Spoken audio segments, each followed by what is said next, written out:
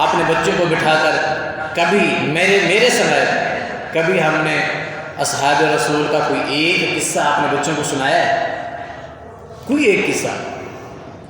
ہمارے بچوں کو پتہ ہی نہیں خلیفہ اول کا نام کیا ہے، ہمارے بچوں کو پتہ ہی نہیں خلیفہ ثانی کا نام کیا ہے، پتہ ہی نہیں خلیفہ ثالث کون ہے، خلیفہ رابع کون ہے، ان کے نام کیا ہے، ان کے کردار کیا ہے، ان کے نسب نامے کیا ہے، ان کے آپس میں رشتہ داری تعلق کیا ہے، پتہ ہی نہیں، نہ ہمیں پتہ ہے نہ اولاد کو پتہ ہے۔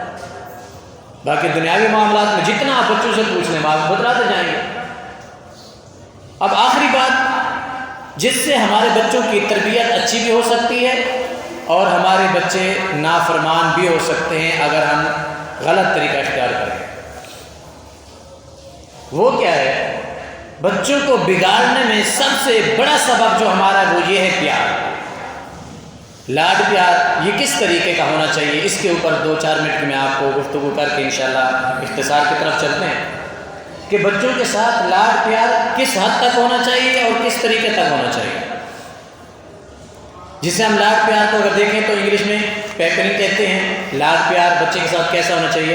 اس میں سب سے پہلے جو ہمارا پوائنٹ ہے جس کے اندر ہم بڑی کمزوری دکھاتے ہیں وہ یہ ہے ایکسیپٹنگ ایوری وش، کہ بچے کی ہر خواہش کو پورا کرنا، بچے کی ہر خواہش کو پورا کرنا۔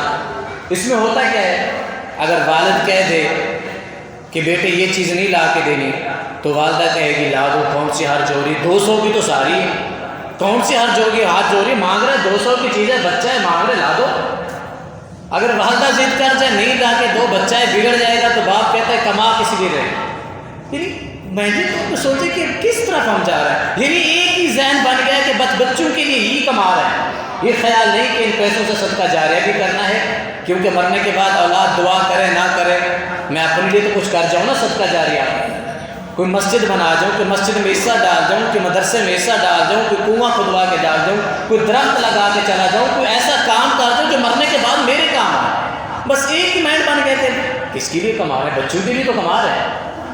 یعنی دونوں طرف معاملہ بگڑا ہوا ہے، باپ سمجھانے پہ آئے تو والدہ سپورٹ کرتی ہے، والدہ سمجھانے پہ آئے تو باپ سپورٹ کرتا ہے۔ نتیجہ کیا نکلتا ہے؟ یہی بچہ جب بڑا ہو کے کسی کا شوہر بنتا ہے تو عادت تو وہی بنی ہوئی ہے نا کہ ہر وش پوری ہونی چاہیے، ہر میری خواہش پوری ہونی چاہیے، ہر فرمائش پوری ہونی چاہیے، تو وہ معاملہ جمتا نہیں، آمدنی کم ہوگی، خرچ زیادہ ہوگا۔ یہی بچی بڑی ہو کے جب اس کی شادی ہو جائے گی، کسی کی بیوی بنے گی تو عیش و آرام میں پلنے والی کیا خیال ہے؟ وہ روکھی روٹی کھانا برداشت کرے گی؟ وہ پیاز کے ساتھ کھانا برداشت کرے گی؟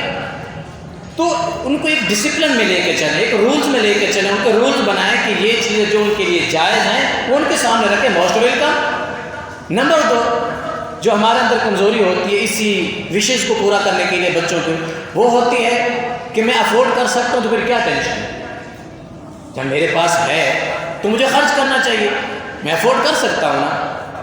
یہ سب سے بڑی کمزوری ہے۔ بھی افورڈ کر سکتے ہیں، جی بالکل ٹھیک ہے، اللہ نے آپ کو دیا ہے، لیکن آپ یہ سوچیں کہ آپ جو افورڈ کر سکتے ہیں اس سے پہلے 2 قدم آپ سوچیں کہ یہ سب کچھ آپ کے پاس تھا، آپ کے والدین نے کیسے گزارا؟ اب میرے جانے کے بعد اولاد کے پاس یہ سب کچھ رہے گا یا نہیں رہے گا؟ آپ افورڈ کر سکتے ہیں یا نہیں کر سکتے؟ آپ کی انکم اتنی ہے کہ آپ کر سکتے ہیں تو پھر بھی اس کے اندر نارمل رویہ اختیار کریں کہ یہ بچے کی کون سی چیز کی ضرورت ہے، کس چیز کی ضرورت نہیں ہے، بھلے آپ افورڈ کر سکتے ہیں نہیں کر سکتے، اس چیز کو مد نظر رکھیں۔ نمبر 2 جو ہمارے اندر کمزوری ہے وہ یہ ہے کہ حد سے زیادہ بچوں کے لیے آسانی پیدا کرنا، حد سے زیادہ بچوں کے لیے آسانی پیدا کرنا، جس میں ایک بڑا آسان جملہ ہے کہ ہم اکثر سنتے ہیں، شاید آپ نے بھی سنا ہو، ماں صدقے۔ جملہ سنا ہے کبھی؟ بچی نے کہا کہ اماں میں کھانا گرم کر لوں، نہیں جی ماں صدقے، ماں ہے نا کس لیے؟ بچی نے بولا بیٹی امی میں اپنے کپڑے استری کر لوں، نہیں بیٹے ہاتھ جل جائے گا، آپ کا استری کا کرنٹ لگ جائے گا، ماں صدقے، ماں ہے نا، ماں بوڑھی ہے بیمار ہے، جس سے ماں میں صدقے۔ یہ حد سے زیادہ اپنے بچے کو پیار کرنے والی بات ہے، انہیں سکھلائیں۔ آپ کا بچہ، آپ کا بیٹا 14 سال کا ہو گیا ہے، 40 ایئرس کا ہو گیا ہے، آپ کے بچے کو پتہ ہی نہیں کہ میں نے اپنے شوز پالش کیسے کرنے ہیں، تو ہم کیا سکھلا رہے ہیں؟ یہاں میرا بچہ بیٹھ کر عظمت ماں پہ بیٹھ کر لیکچر اختیار کر رہا ہے، اپنا سبجیکٹ یاد کر رہا ہے، عظمت ماں پہ، وہاں بیمار ماں برتن ہو رہی ہے۔ بات سمجھ میں آ رہی ہے؟ یہاں عظمت ماں پہ بیٹھ کر یہ اپنا سبجیکٹ یاد کر رہا ہے جو جا کے پیپر دینا ہے، یہاں ماں بیمار پڑی ہے، اسی حالت میں برتن ہو رہی ہے۔ کیوں؟ اس کی وجہ کیا ہے کہ ماں باپ حد سے زیادہ ان کو فرجیت دے دیتے ہیں، انہیں آسانی پیدا کرتے ہیں۔ اگر یہی سوال میں ابھی یہاں کر لوں کہ ہاں بھی فلاں بچہ کھڑا ہو جائے، بتا زندگی میں پہلی بار برتن کب دھوئے، تو آپ کہیں گے یار امام صاحب کیسے سوال کریں؟ یا کیا جو افورڈ کر سکتے ہیں، ان کے گھر میں معاشیاں کام کرنے والی نوکرانی، کیا وہ کبھی چھٹی نہیں کرتی؟ جی کرتی ہیں۔ وہ کبھی بیمار نہیں ہوتی؟ جی ہوتی ہیں۔ اچھا آپ کی والدہ کبھی بیمار نہیں؟ بھی والدہ بھی بیمار ہوئی ہے، اس دن ماسی کی چھٹی بھی تھی، تو پھر آپ کو شرم نہیں آئی؟ آپ نے ماں کی جگہ پہ اٹھ کے برتن دھوئے، آپ نے کپڑے استری کیے، آپ نے کھانا بنایا نہیں، کیونکہ ماں باپ نے سکھلایا نہیں۔ حد سے زیادہ بچوں کے لیے آسانی پیدا کرنا آپ افورڈ کر سکتے ہیں۔ آپ گرمی میں نکلے ہیں، کار نکالیے، بچوں کو اسی کار میں بٹھا کے مسجد میں لے کے آئیں، ٹھیک ہے آپ افورڈ کر سکتے ہیں، لیکن آپ یہ دیکھیں کہ آپ کے ساتھ آنے والے اللہ کی مخلوق کیا باقی وہ گرمی میں نہیں آ رہے؟ وہ بھی تو گرمی برداشت کر کے آ رہی ہے۔ ذرا اپنے بچوں کو باہر نکالیں، بیٹے اللہ کی رضا کے لیے جا رہے، ذرا گرمی برداشت کر لو۔ کرتے ہیں ہم حد سے زیادہ اپنے بچوں کے لیے آسانیاں پیدا کر دینا، جس سے وہ آسانیوں کے عادی ہو جائیں اور بڑے ہو کر آپ کی مصیبت کا باعث بن جاتے ہیں۔ یہاں آپ کی آنکھیں بند ہوئی، وہاں سب کچھ گیا ہاتھ سے، سمجھ آ گئی؟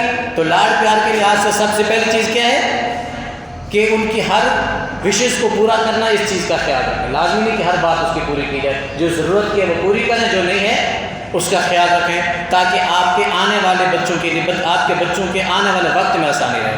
نمبر 2 کیا ہے کہ حد سے زیادہ بچوں کے لیے آسانی پیدا کرنا۔ نمبر 3 اپنے بچوں کو ہر معاملے میں سپورٹ کرنا۔ ہم کرتے کیا ہیں؟ بھلے ہمارا بچہ غلط ہے، رونگ جا رہا ہے، سپورٹ بچے کو کرنی ہے۔ اس طرح ہوتا ہے کہ نہیں ہوتا؟ 2 بچے آپس میں لڑ پڑے ہیں، ہم یہ نہیں سنیں گے کہ اس کی سن رہے ہیں تو اس کی بھی سن لیں۔ ہم کہتے ہیں نہیں بھلے غلط ہے کچھ ہے، میرا بچہ ٹھیک ہے، میں اسی کو سپورٹ کروں۔ نہیں، عدل و انصاف کے تقاضے کو سامنے رکھیں کہ بات سامنے والے بچے کی سنی جائے، دونوں۔ ہاں یہ خیال رکھیں کہ آپ نے بچے کی جو رسپیکٹ ہے اس کو بھی مد نظر رکھیں، لیکن انصاف لازمی رکھیں۔ ہم اس کا کیا پہلے اختیار کرتے ہیں کہ مکمل زور اپنے بچے کی طرف ہوتا ہے کہ میرا بچہ رائٹ ہے، یہ رانگ ہے، جس کی وجہ سے بچہ بگڑتا ہے کہ کچھ بھی کروں گا تو والد کس کے ساتھ ہے؟ میرے ساتھ ہے، کچھ بھی نقصان کروں گا تو میرا پیچھے والد ہے نا میرے ساتھ۔ تو اس چیز کا خیال رکھا کریں تاکہ آپ کے بچے کو عدل و انصاف کا پتہ ہو۔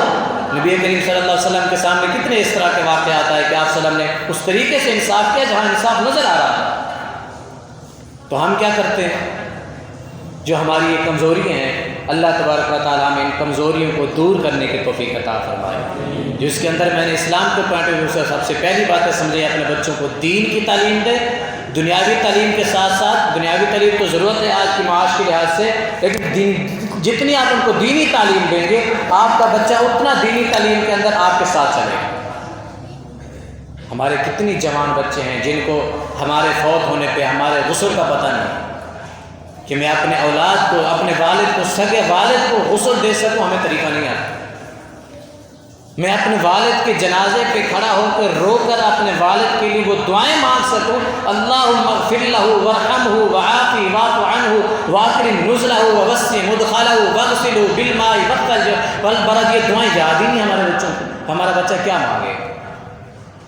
یہاں والد کی آنکھیں بند ہوئی، ہمارے بچے کو پتہ ہی نہیں کہ ہاتھ اٹھا کے رب سے کہہ سکے رب ارحمہما کما ربیانی صغیرا، یا اللہ میرے والد پہ رحم کر دینا جس طرح مجھے بچپن میں رحم سے پالا، رحمت سے، محبت سے پالا، یا اللہ میرے والد فوت ہو گئے، ان کے گناہ معاف کر کے ان کے درجات بلند کر دینا۔ مانگنے نہیں آتا۔ رب اجعلنی مقیم الصلاۃ ومن ذریتی ربنا وتقبل دعا ربنا اغفر لی ولوالدی وللمؤمنین یوم یقوم الحساب۔ ہمارے بچوں کو یاد ہے؟ کچھ یاد نہیں ہے۔ تو اپنے بچوں کو دین کی تربیت سب سے پہلے دیں۔ جیسے میں نے کہا کہ جہالت جو ہے انسانیت کی قاتل ہے۔ والجاہل عدو لنفسی، جاہل انسان اپنی جان کا دشمن ہوتا ہے۔ اللہ تبارک و تعالی ہمیں دین اسلام کو سمجھنے کی توفیق عطا فرمائے اور اپنے اولاد کی صحیح معنوں میں دین اسلام کے پوائنٹ آف ویو سے تربیت کرنے کی توفیق عطا فرمائے۔ اللہ تبارک و تعالیٰ نے جن کو اولاد دی ہے اللہ ان کے اولاد کو نیک اور صالح بنائے، جن کی اولاد نہیں ہے اللہ ان کو نیک اور صالح اولاد عطا فرمائے۔ اللہ تبارک و تعالیٰ ہمیں دین اسلام کو سیکھنے اور سمجھنے کی توفیق عطا فرمائے۔ وأقول قولي هذا استغفر الله لي ولكم ولسائر المسلمين والحمد لله رب العالمين۔